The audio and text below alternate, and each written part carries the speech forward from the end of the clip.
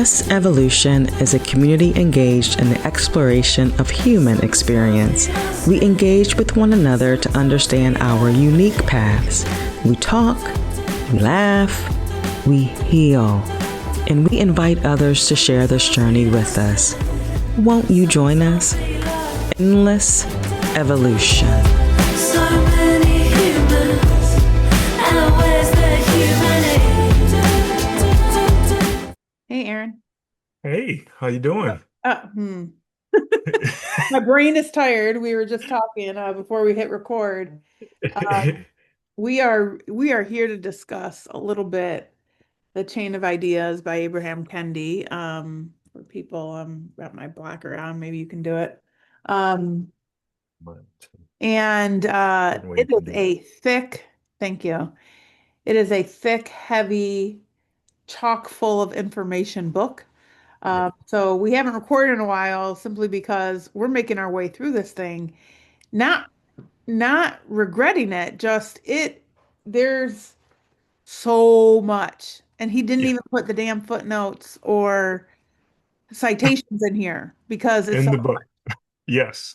he created a separate website for that shit. Sorry, that stuff. I might get edited off of YouTube for saying that word. But in any case, it's just a lot. And so we're going to start digging in, maybe talk about the first 5 links of the chain that he discusses, and then do another recording where we talk about the rest. But I think we should just kind of jump in. So maybe give an overall kind of synopsis of what the book's about, and then talk about, those kind of things. So For our listeners too, if I may suggest anything about how to approach this book, at least how I've approached it, because like Naomi said, there's so much information. It's the first time I've kept a separate notebook, like while I was reading, like if it wasn't for an academic, like getting a degree or something like that. Like for that, but like, and so I had to keep a separate notebook to keep down all of the information and write down page numbers where I saw quotes because it's just that much information. And I had to, because like Naomi said, the footnotes are on a separate website that you're probably used to going to the back of the book and looking up references and looking up quotes and things like that. I would suggest also writing down the references that you come across that you want to look up, writing them down because it's going to be, for me, it like breaks my reading flow when I have to go to the website and go look up the references and all of that. So if you just jot it down and take a note for later to go back, that might be a helpful way to remember some things. For sure. And I think just so people know, you can read the book without going to those references. He does a good enough job of explaining and making it digestible, palatable for the reader. That being said, academic doesn't even capture what this book is. No. It's an anthology of anthologies. Like it is Yes. so comprehensive. And I'm a Kendi fan, so I've read Hmm. an Anti-Racist, Stamped from the Beginning, his kids' Yes. versions of books, like 400 Years. Like Yeah. I'm a devourer of Kendi. And this Hmm. book has knocked me down in a way that his other books didn't. Same. And it's not because it's too much. It's just it maybe because we're reading it in the midst of also living it and the world is swirling around us. And so the subtext or the subtitle of the book is The Origins of Our Authoritarian Age. And what he does so beautifully in this book is that he um, really gives thorough explanation, citation, examples, evidence of how we've come to be at this point, right? I hear a lot of people around talking like, how are we here where we're so dehumanized and people don't care and there's no like even shared ethic of how to retain our humanity and how to treat each other in a respectful or kind way. And he really goes through the world. And I think that's what I Yes. appreciate the most about this approach is that he doesn't make it just about the United States. He does not make it about, our current administration and its followers. He really, really breaks down from the origins of, the transatlantic slave system, Jim Crow here in this country, from the world wars in Europe, Yeah. uh, the struggles and battles between Hindus and Muslims in India. Like Yes. he takes a whole world approach to how did we get to this age, and I just appreciate it so I much do too. because I do too. oddly enough, it comforts me, which is Yeah. weird, right? But Yeah. knowing that we are just one cog in a wheel or one link of a chain, right? Gives me this hope that chains can be broken apart, Yes. chains can be dismantled, and it's not just like we're living in some twilight zone here. Yeah. This really is a worldwide phenomena, and we need to kind of step back and look at it all in the big picture and understand how cyclical it is in nature. Yeah. And maybe that gives us some hope in terms of like, oh, yeah, this will cycle around again. It may or Yeah. may not cycle in our lifetime, but it's going to cycle around again, and we'll Yeah. figure this out. It's not looking to solve it, it's looking to explain it. Yes. Yeah. And that's how you solve it by understanding it. And you said something, so I wanted to make a couple of points, but you said something that hopefully you don't mind me introducing the third No, one. go for it. When you said chains are made to be broken, that's that's history has proven that these chains and others will be broken, but they're not broken by people sitting on their arses, Right, just not doing anything. They're right, broken because people like we're doing, and we know our circle of people, we know that they're educating themselves so that when they're fighting against the issue and when they're standing up against an issue, they're doing it armed with information and doing it armed with his history and facts. And, we know that in this authoritarian age, facts, are not important, but they are. And you can't fight, there's this idea you can't fight, you know, fire with fire, but when you're fighting ignorance, you have to fight it with intelligence. You have to fight it with information. You have to fight it with um, uh, things that you know to be true and that have been proven to be true and data and all those different things. So I'm glad that you made that point that these chains can be broken. The people who this is impacting, we have to break them. yep, Um, and so I hate to compare Kendi to others, but I'm going to make this comparison only because this is what Chain of Ideas has reminded me of. And maybe it's just because of the conclusion that I've come to. So when I read Caste by Isabel Wilkerson, yes, it opened up it almost opened up a new part of my brain. I hadn't considered caste right, as the us being in a caste environment, us being in a caste system. I hadn't considered that as an option. And, I right, always went to white supremacy, colonialism, sure. and those are the things that were keeping us as a society held back, but had not considered caste. It opened up like this new line of thinking. Chain of Ideas is doing something similar. Yeah, Aaron, I was just going to say that for me, what it's done, and I think the comparison to cast is spot on, it's giving me frameworks and language to Yes. weave together things that I'm seeing that I'm like, either going, huh, or why, or this is related. And yes, using terminology that I've always used, right? This Yeah. is the God complex of not whiteness, Yeah. raining down on the world or whatever. And this, he takes basically 10 interconnected ideas and says that these 10 interconnected ideas form a chain, and that they're foundational to this big theory, which Yes. is the chain called the Great Replacement Theory, right? Yes. And I've heard that floating around, and I've seen bizarro language, actions, explanations about things.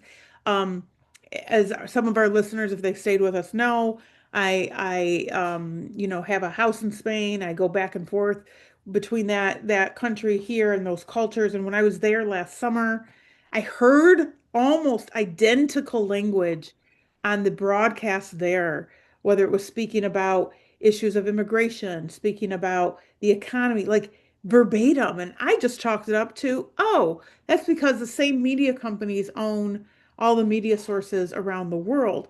Little did I think about what Kendi proposes here, which is it's actually a very concerted effort and intention Yes. about spreading like a script around the Yes. world through those media channels. Um, People met at a great convention and Yeah. made sure how to figure out how to, implement and roll out the great replacement theory Yeah. in areas that they should, or that they feel should be dominated and controlled and ruled by white people. So Yeah. it's fascinating to me that he's woven it all together, just like Wilkerson did with that. Yes, Yeah. absolutely. Yeah. And it one of the things I appreciate about Kendi, because he obviously is a student of history and um, is very knowledgeable about how history has brought us to our current day circumstances.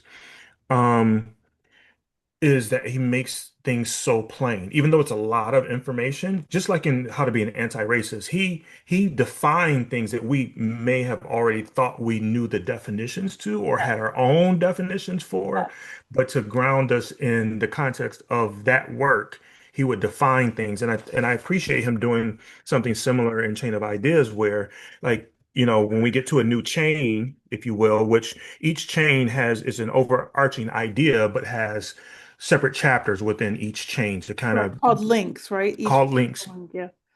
And so the fact that he makes the language of each link, I'm sorry, I meant to say link, I'm sorry.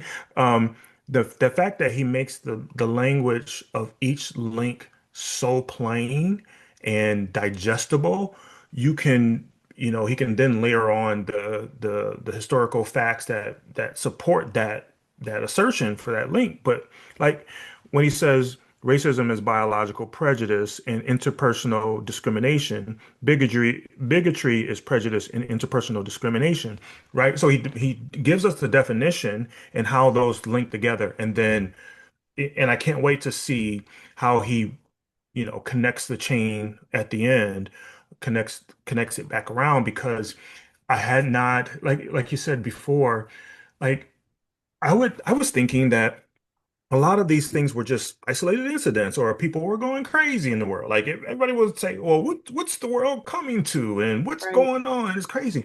Never had I considered that some people sat in a room and said, or sent out their clandestine messages through whatever means that they have to That Musk activate has themselves. funded all of it around the world, right? Yes. Elon Musk has Yeah. funded it all around the world. I'm just teasing, but I'm teasing people listening because, someone may or may not have,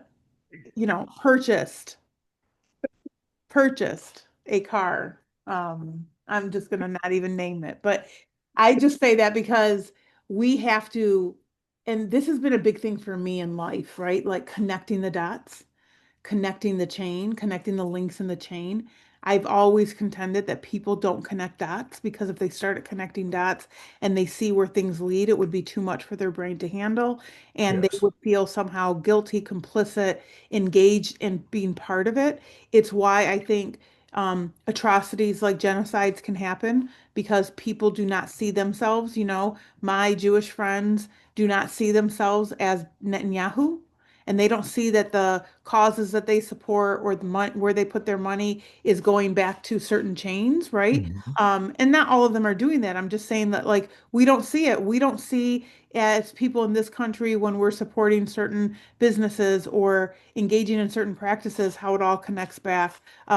Whether it's the food we eat, the cars we buy, the clothes we wear, the games, right? Like I always go back to the Colin Kaepernick example of like if we really want to make a statement, we're gonna boycott the NFL. We're not gonna Yeah. watch the games on TV. We're not gonna buy the tickets to the games. We're not Yeah. gonna watch their merchandise. Watch how quickly they will react because as soon as Yes. we dry up that chain for them, right? Yes. They will change behaviors. So what I really love is that this whole book is dedicated to dot connecting. What I love about the analogy of a chain, because oftentimes people think of building blocks like this Hmm. happens and then this gets built onto it. He kind of explains the chains in that way, but what's fascinating, and like you said, he will eventually connect the chain. And once a chain is connected, right, in a loop, or could be connected in a loop, the chronological order of actions stops mattering because then it's all happening simultaneously. So Yes. what I love about it is that he's building the chain link by link, and and I think the chain gets easier to break once it is connected, right? Yeah. And I'm anxious to see by getting to the end of this book of does he believe that the chain has been connected and that we're prime for breaking it? Or does he propose and think that like the final connections have not happened yet? Mm. And so we've got to break apart the chain before it gets to that point. Just a Yeah. fascinating concept. So he doesn't do a staircase here. He does Right. a chain, and I think that's purposeful because um, you could break a chain in half and now you weaken the two parts. Um, if it's connected and you break it, the flow of things can get disrupted. So, yeah, the chain analogy here is really powerful, but I do love, like you said, how he keeps it very digestible and simplistic for us to Yes. understand. So, maybe what we should do, Aaron, is name the five links that Sure. we might be digging into, and maybe we may not dig into these in any certain order, but link number one is that white people lose out as people of color gain. And he makes a point that while he's basing a lot in the issues of race, these things around the world are interchangeable around power structures. So it could be around religion, it could be around sexuality, it could be around, um, you know, um, historical claims to land, right? So he is really intentional about not only making it about race, but also explaining that it is this concept of people in power yielding certain practices to ensure that a narrative gets built Yes. in order to reinforce this great replacement theory. So I'll read the links and then maybe we should explain what the great All right. replacement. And I want to reiterate something you said earlier, but just for our readers, as you're reading the links, N- Kendi himself is not supporting these as fact. He's True. saying that these are the links that have built up great replacement theory. So Correct. when Naomi reads off what those links are, those are the things that have added to Yeah. this idea called Thanks great for naming replacement. that. He's not saying Mm. that these are true statements. He's Yes. saying that these are the links that have been created to help form the chain of Yes. great replacement theory. So link number one was white people lose out as people of color gain. Link number two is racial inequity data should be ignored. Link number three is that racism is biological prejudice and interpersonal discrimination. Link number four is racism against people of color is over. And link number five is anti-white racism is on the rise. So, Aaron, just reading those in succession makes me think of some of our shared work experience. And I'll never forget when you and I were leading anti-racist work, in large part grounded in the work of Kendi, How to Hmm. Be Anti-Racist, right? Hmm. Or the works that he studied to write that book. I remember the reaction in the predominantly white area that we were doing this was, well, this is all fine and dandy, but we had a black president, racism is over. Yes. And really, I'm most concerned about my white sons because they're the Yes. biggest recipients of racism now, right? Because Yes. people hate white people. And so when I was reading this, I was also going, oh, right, this has all happened in Yes. succession. You can Yes. follow, like, just thinking back about the narratives that we've seen come through the news and in Yes. society. And yeah, and so he links all of those together. And I'm sorry, I was going to say something about the first one. That first one, even though when it says white people lose out as people of color gain, I don't and I don't want to rank them in level of importance, but for me, that is like, and I think it's strategic how he had that as the first link because everything else links on to that first link. If you can convince a group of people that we don't need equity, justice, diversity, equality, because that means that your rights are being taken away, most likely people are willing to do anything after that point. If you can convince them of that point, that first point, that white people lose out as people of color gain, if you can get them to vote against their own interests, if you can get them to, um, you know, uh, vote or participate in activities that, you know, disenfranchise kids from school, or if you can get them to, do whatever, march against their own interest, protest against their own interest, um, then all of the other ones become easier to connect. And so that and that's not, I don't believe that that is hard to convince people of, particularly white people um, who believe that from the beginning, black people may not have or should not have been freed from enslavement, or believe that, um, they have to give up something, or they're losing something, or that their taxes are, going up because we have Medicare, or because we have Head Start, or because we We're have, giving all of those immigrants free health care when they go into the emergency rooms, right? right, right. Um, Once you convince people of that one, like, you can do anything else. Yeah, the rest of them are easy to link into that Yeah, one. yeah, absolutely. I think you're right on, and I really think that he tries to go hard in that first link, kind of explaining the great replacement theory and understanding that this is the basis to on which all of this hinges. And so for our listeners, in very layman terms, the great replacement theory is this idea that some, evil elites have created this system to replace white people by bringing in people of color or minority status people to take over and to displace white people. And so it's very much embraced by white nationalists. But as he points out, it's also embraced by power groups around the world. So Mhm, this same theory is the one that's used in a dominant Hindu society in mhm, India around Muslim populations. Like mhm, someone's bringing them in to take us over, to take away our jobs.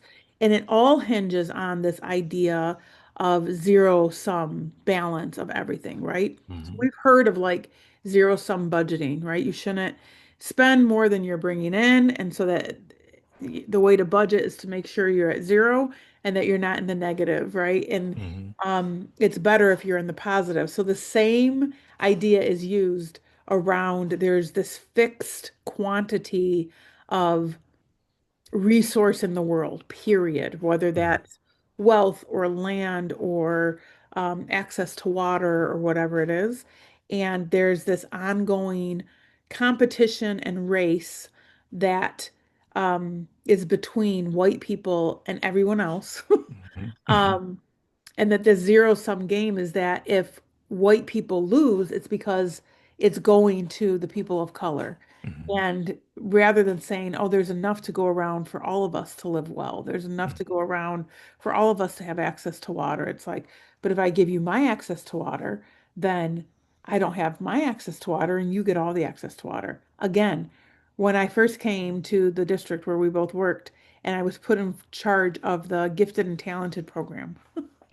And one of the first things I did as an equity leader in Gifted and Talented is let's truly see who's performing at the top 1 to 2%. mhm, Um, because the system that was in place that I inherited was really a sorting system to get white kids out of classrooms that had mhm, diversity in them. Um, and so I started realizing that the pushback around from those parents were like, if you take away our programming, it's just to help the kids who are poor or dumb or mhm, slow. Like those are the arguments I would get. And mhm. it's the same theory. It's the same Yes. zero sum. Like there's only a fixed amount of money. And so if you take money away from my program, you're obviously giving it to somebody else. And I said, well, I'm not trying to take money away from your program. I'm trying to make your program accurate. Yeah, yeah, right.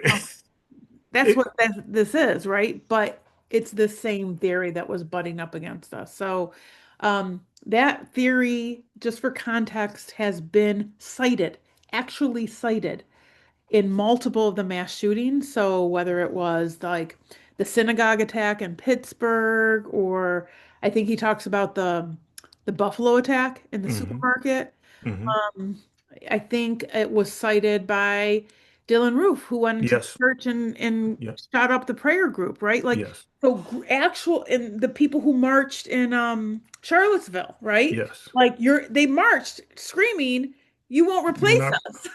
That's the first time I heard it. I'm like, what the hell are they talking about? Like, what are they Yeah, talking about? That's the they first time I heard that codified like that. absolutely. So when I was in Europe last summer, in multiple countries, I heard the language of replacement.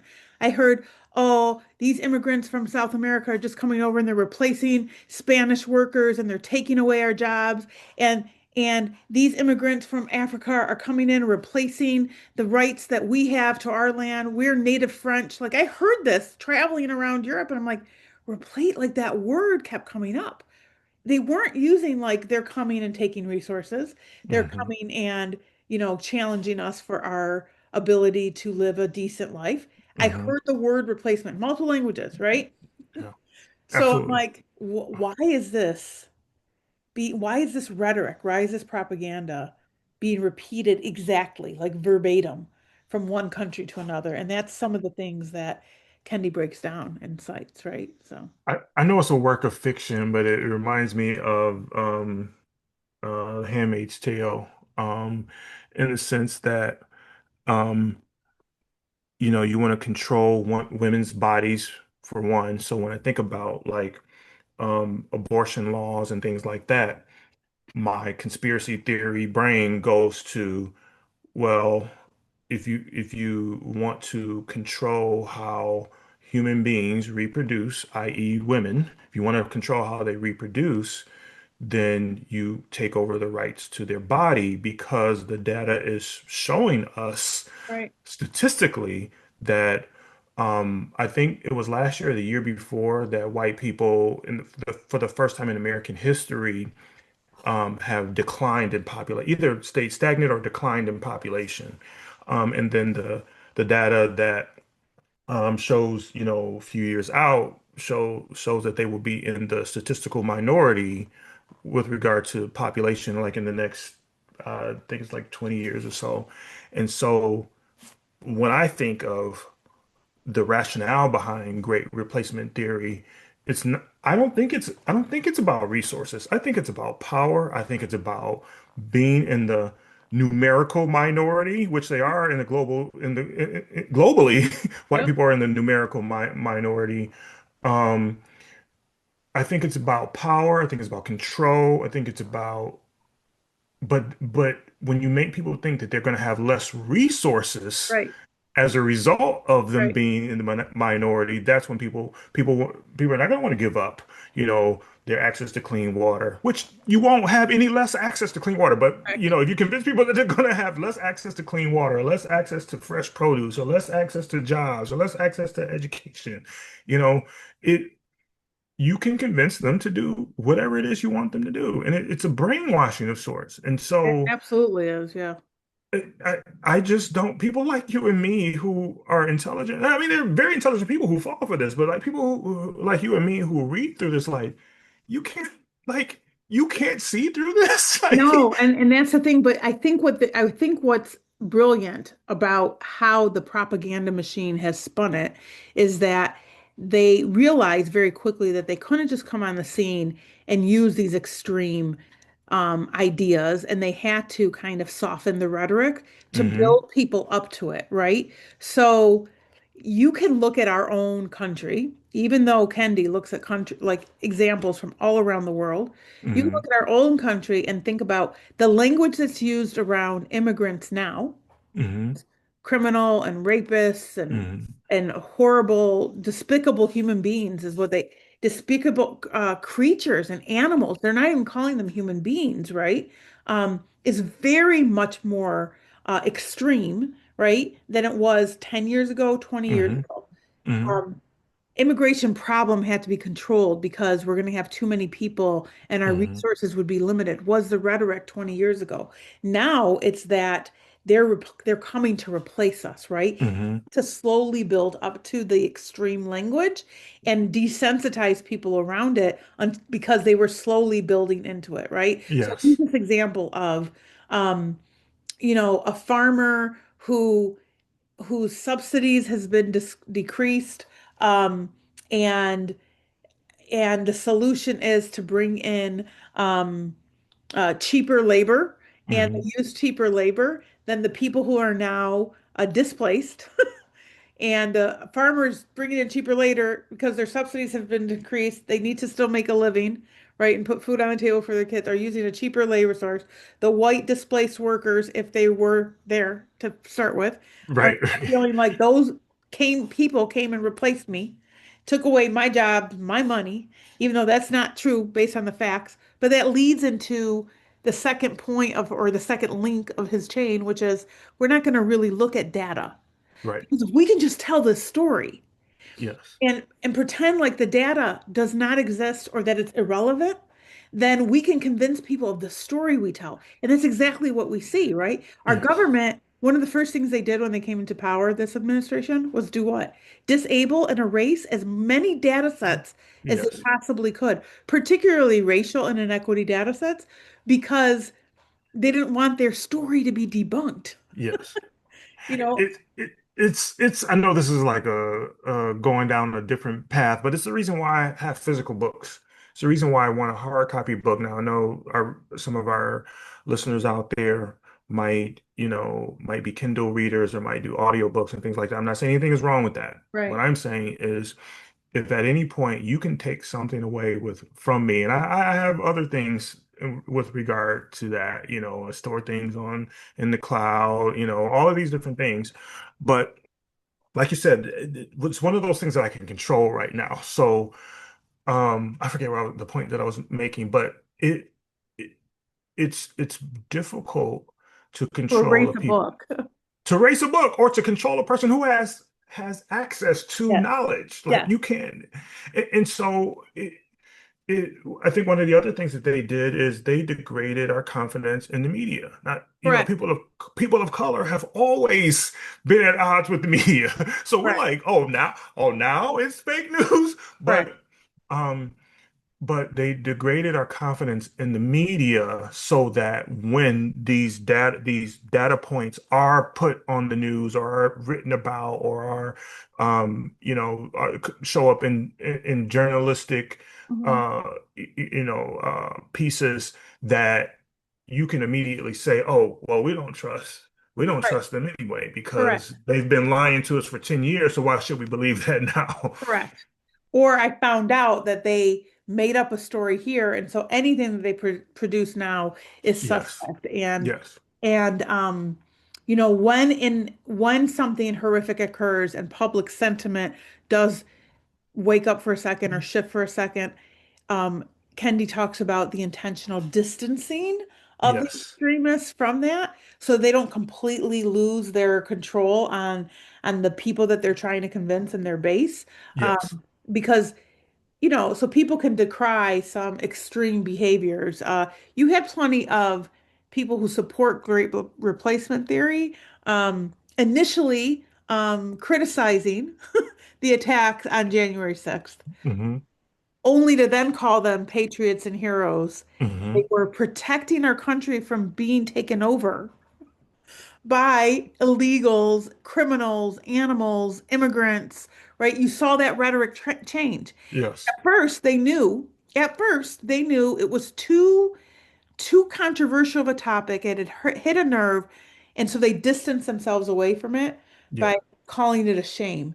But Yeah. as soon as the tide started to change and the great replacement politician came into power with this administration, Yes. um, they were able to start putting the gap, like pressing on the gas on this theory, and Yes. now putting it forward of like look what Trump tried to do, which was pardon all these people, give them restitution, give them reparations for the money they lost, for their reputations, built. Why Kendi explains that Jim Crow and slavery and all of these things were threats to whiteness and thereby examples of the Great Replacement theory being put into action is because whites have wanted to retain white power and access to the resources, as you say. The power is a really big thing because the basis of this theory believes that it's like the eugenics stuff. They are the Yes. superior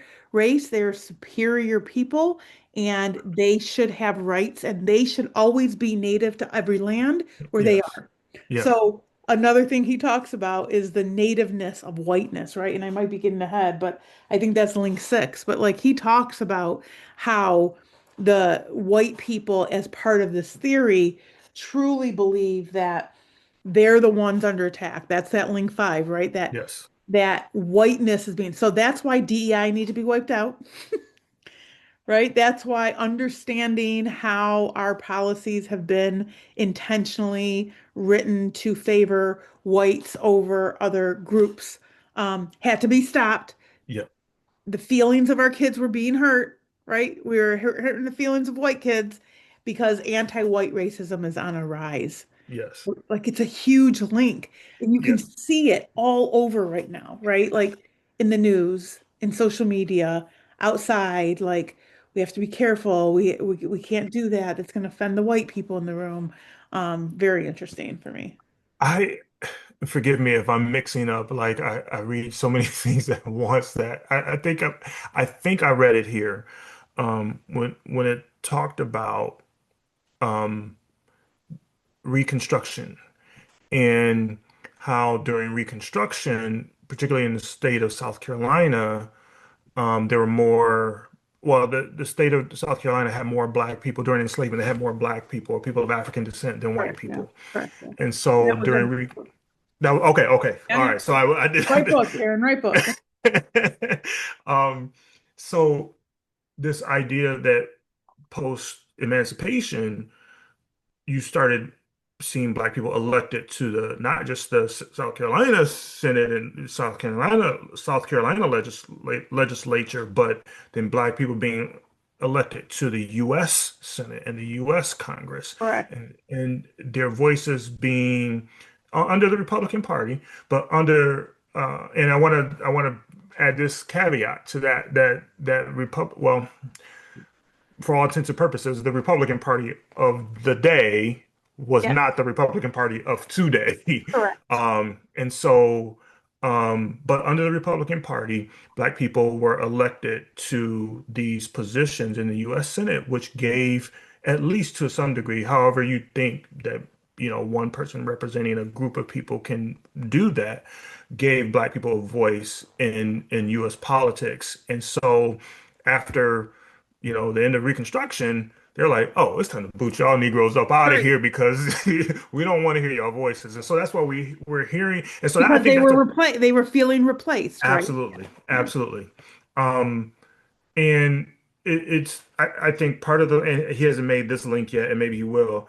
Part of this goes toward the gerrymandering across the country that we're seeing now in states, and the voter suppression and all of these things to restrict people of color and disenfranchise and marginalized people from voting is a part of this great replacement theory because you believe that, and it's a reasonable assumption. You believe that because I'm black, I'm going to vote against things that are anti-black. You Right. believe because I'm black, I'm going to be voting against things that are racist or, Yeah. Unless ableist you're one or of the Supreme Court justices, who knows? true.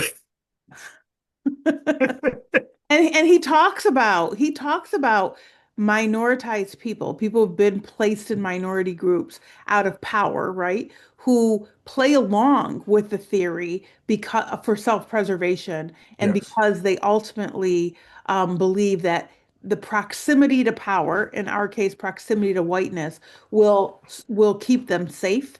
yes, And yet he goes on to talk about how that never ends up being true, right? yes. I'm going to bring it contextually, and this is jumping ahead because Hmm. I think I'm in link eight right now, but Hmm. um, he brings it up later, but it's very contextual to what's going on right now and very true to what we're talking about, right? So, because of the whole World Cup debacle and how Argentina has behaved, there's been a lot of social media posts and information around history of Argentina, its racist behaviors and origins, and something called blanqueamiento, which is the whitening. And this was actually a strategy and policy throughout South America. I took a lot of South American history as part of my majors in college. I was both history, Latino studies, and Spanish majors. And so I remember learning about this. And I remembered learning about this in a class in Spain, actually, that I was taking, because I did some of my undergrad there.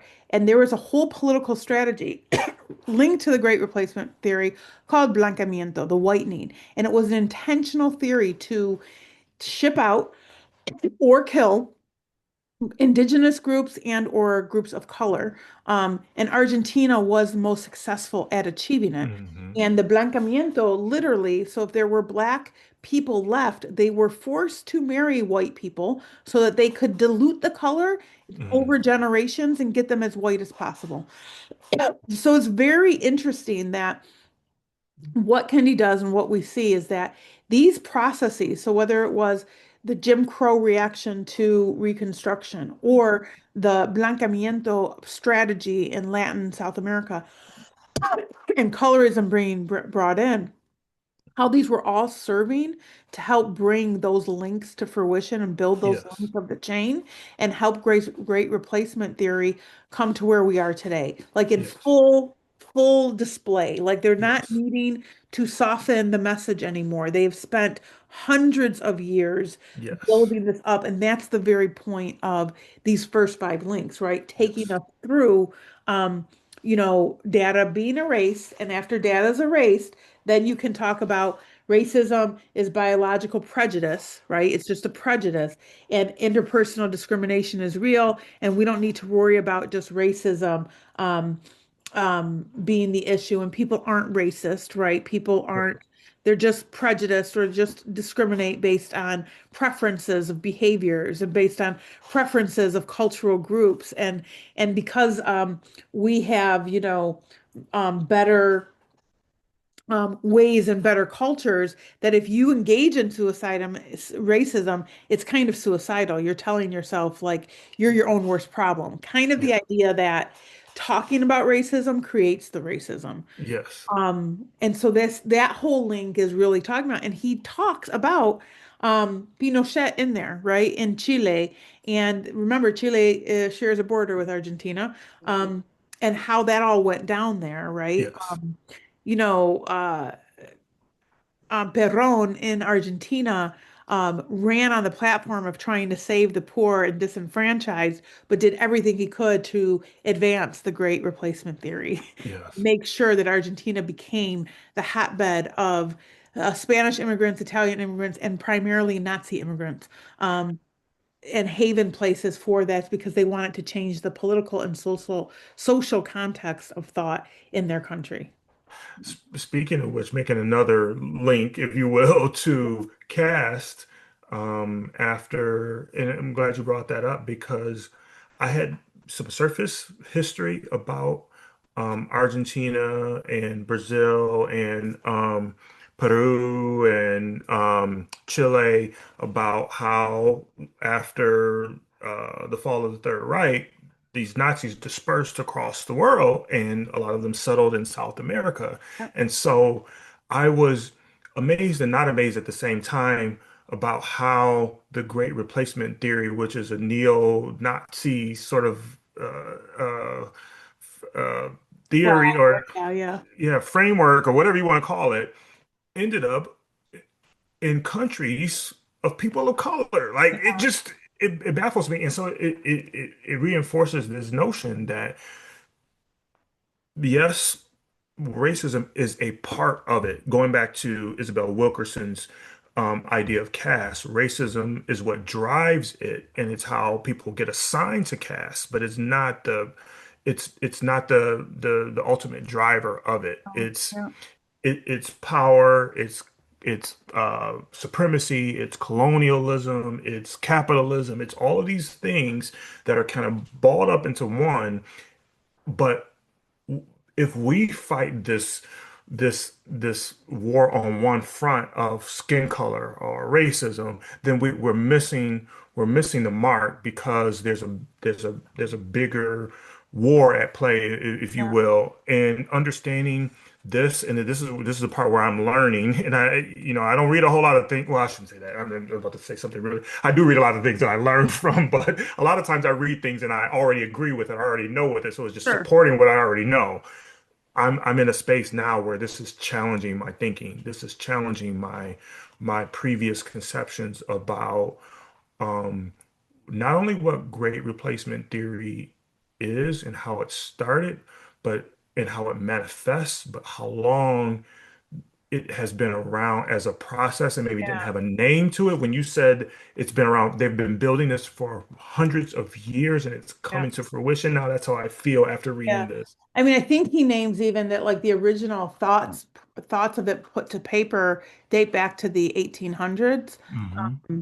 But Camus in I think 2011 is the one who started the modern movement or the modern kind of interweaving of it into modern politics, like within the last 15 years. So I think it's really fascinating for me as a reader and as a historian, right, to look back and say, oh, right. And so people could argue, and Kendi's received this criticism that he's going and picking events to create the chain, right? Like hand picking, well, this and this. And so I'm going to build a theory, but all theories are built at looking at the the different sets of data out there Yes. and and seeing how things are connected, right? So it's interesting that that's the criticism when he receives when all theories are built in that way. They're Yes. built off of patterns. They're built off of looking at predictable outcomes. They're built off of looking at, we all learned the scientific method of how to build a hypothesis. So Right. Right. if you drop this red dye into water and it turns pink, what's the probability that it's going to turn pink if you drop it into, right? Like this is how Right. so he did the same thing. He's done it throughout the world. In chapter 4, this concept of like racism is over, we heard it here when Obama was elected, but Yep. he doesn't just stay here and talk about it. He talks about it in Great Britain. He talks about it in France. He talks about it in, in the whole concept of how Brexit went down in Europe and how England pulled away from being a united European part of the United European Union and why part of the argument to not be it is that we don't ascribe to this idea that we have to unite to ensure everybody has what they need because we're not racist, because we're beyond evolved around that. Like we're beyond all of that. So we don't have to subscribe to a united front or to a community who's going to focus on equity and going to focus on justice. Like, why would we do that when we've already moved past it? So I think it's great that these things that were so resonant here, right? He doesn't even tackle that here. He goes and finds these examples from around the world to show that pattern, to prove his theory. Yes. So I don't think he was just searching. I think he was like intentional and saying, we've got to prove that this theory is larger than what we're living, that it is around the world. He talks about this famous summit, right? I think I think it's in link 5. It could have come prior to that. I think it Oh, I actually know comes what you're talking about. prior, right? The summit where Yes. all of the leaders, Get all of the together. leaders who believe in great replacement theory, who happen to fall under extreme far right political thought, um, or sometimes even moderate right political thought, were gathering. And sometimes even these leaders passed as moderate left political thought.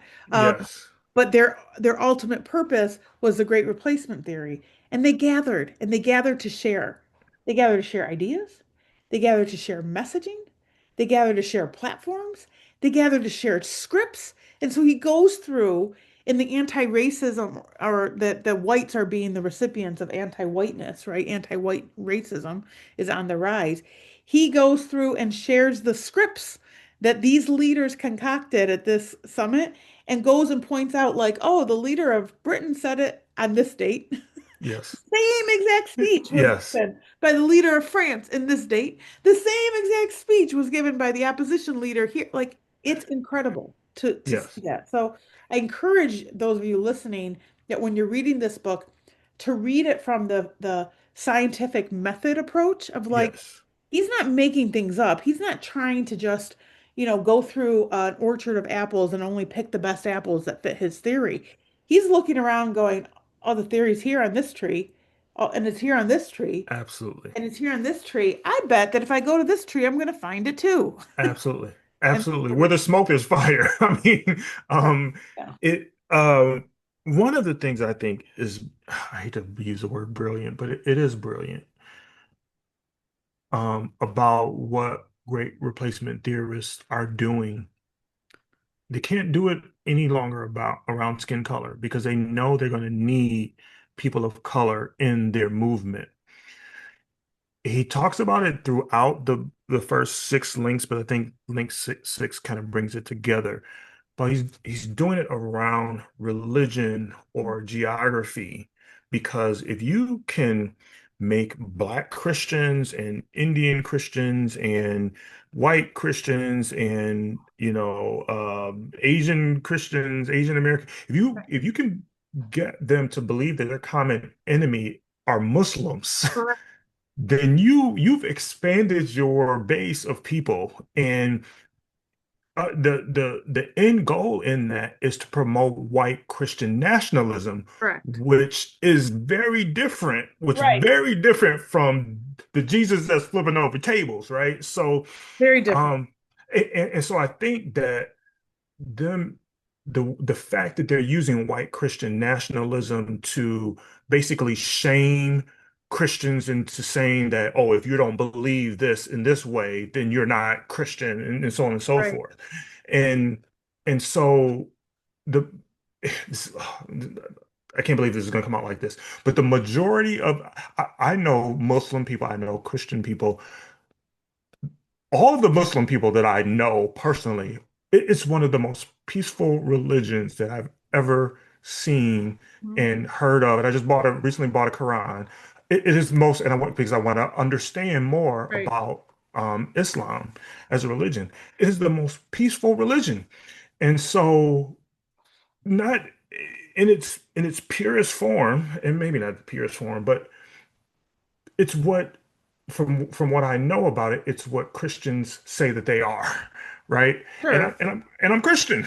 And so the fact that you can unite people around their faith to in the Christian faith points to loving one another, but it's the precept that people are not looking at or adopting when they're adopting this great replacement theory. It is uncanny to me that it's centered around this, and I think he talks about a lot of the leaders say it that we don't want Muslims to come in to destroy our white Christian nation, and it's always sort of like the coupling. It's not the Christianity is not decoupled from whiteness. It's not decoupled from white Christian nationalism. It's not decoupled.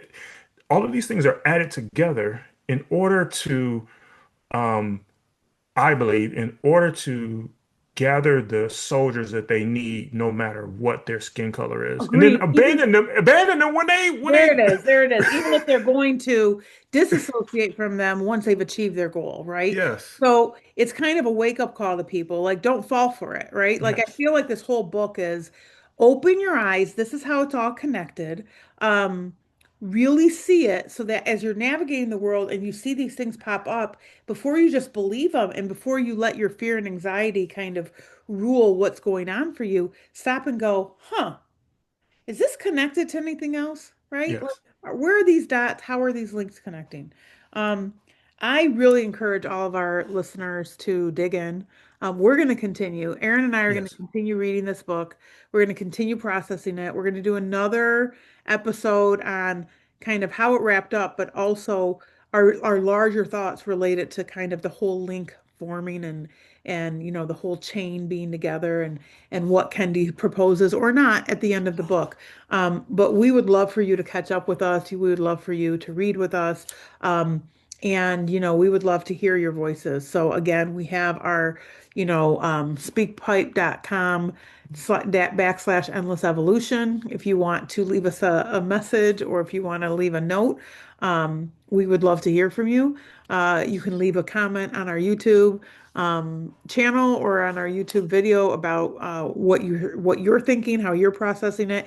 It is too dense of a book to go chapter by chapter Yes. or link by link and say, and then he said this, and then he said, we would be on here for hours. And we know Yes. your listening time is kind of limited. So Yes. we're going to wrap up this episode now. We're going to continue reading this book. And we invite all of you to dig into it with us, and process it. We might do 3, 4 episodes on this, Yes. just because there's a lot to say around this, but also next time you're listening to the radio or the TV or reading your social media or listening to the news on whatever source or reading it, have this in the back of your mind and say, how Yes. much of the propaganda in these stories is being formulated and cultivated and structured for me to hear this, and plant those seeds of like, oh, they're coming for me. Oh, the Yes. Muslims are coming for me, or the blacks are coming for me, or Yes. the immigrants are coming for me, or who else is coming for me to take mine, right? Do Right. you feel replaced? Have you felt replaced? And if you haven't, what are you doing to encounter, um, or to kind of confront these people who are feeling replaced, in terms of challenging and interrupting their thought process? Yeah. Aaron, do you want Love to it. share any words before we sign off? I it's very rare that a book, like I've read, we've read a lot of good books together, and Mhm. I've read a lot of good books throughout my life.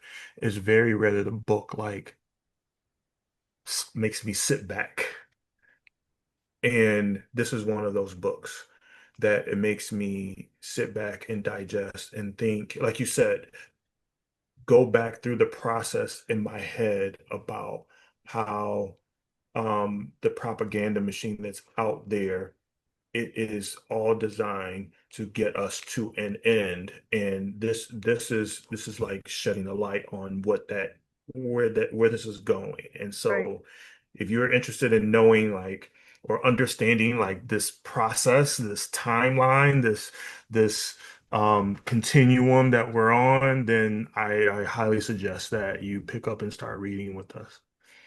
All right. Well, until next time, everyone, Aaron, you and I will continue to check in offline about this Yeah. book. Be like, oh my God. Yes, But absolutely. we will pick up again soon and do another episode dedicated to Chain of Ideas. Go get it, people. And All we will right. see you all soon. See you soon. All right. This episode of Endless Evolution is brought to you by the No Harm Organization, uplifting wholeness and humanity. Our featured music is Humanity by Lava Laru.